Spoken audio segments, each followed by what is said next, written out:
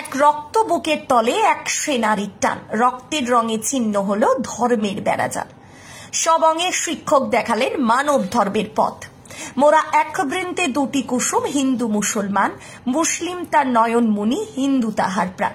কিন্তু বর্তমান রাজনৈতিক পরিস্থিতিতে ভারতবর্ষের মতো বহুত্ববাদের দেশে, যেখানে হিন্দু মুসলিমকে কেন্দ্র করে রক্তের গঙ্গা বয়ে যায়, সেখানে এক হিন্দু শিক্ষকের রক্তে জীবন ফিরে পেল মুসলিম কন্যা।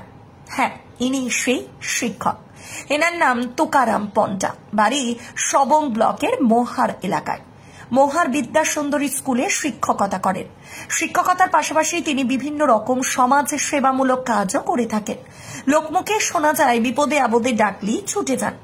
ঘটনা সূত্রে জানা যায় মোহারের বাসিন্দা রফিক আলীর কন্যা রোজিনা খাতুন জটিল রোগের চিকিৎসার জন্য গত কয়েকদিন আগে মেচগ্রাম বড়মা হাসপাতালে ভর্তি ছিলেন। গতকাল অর্থাৎ শুক্রবার ছিল রেজিনার অস্ত্রোপচার। রোজিনার বিরল রক্তের গ্রুপ বি নেগেটিভ থাকায় ডাক্তার বলেন অস্ত্রোপচারের সময় আরও রক্তের প্রয়োজন। ডাক্তারের কথা শুনে রফিক বাবু সরকারি এবং বেসরকারি সমস্ত ব্লাড ব্যাংকে হন্য হয়ে ঘুরেছেন, কিন্তু বিরল রক্তের গ্রুপ হওয়ায় সমস্ত ব্লাড ব্যাংক ফাঁকা। তৎক্ষণাৎ ফোন আসে শিক্ষক তুকারাম পান্ডার কাছে, বি নেগেটিভ রক্তের জন্য প্রয়োজন। স্কুল ছুটির কারণে তখন বাড়িতেই ছিলেন তুকারাম বাবু। সঙ্গে সঙ্গে রৌদ্র উপেক্ষা করে বেরিয়ে পড়েন হাসপাতালের উদ্দেশ্যে।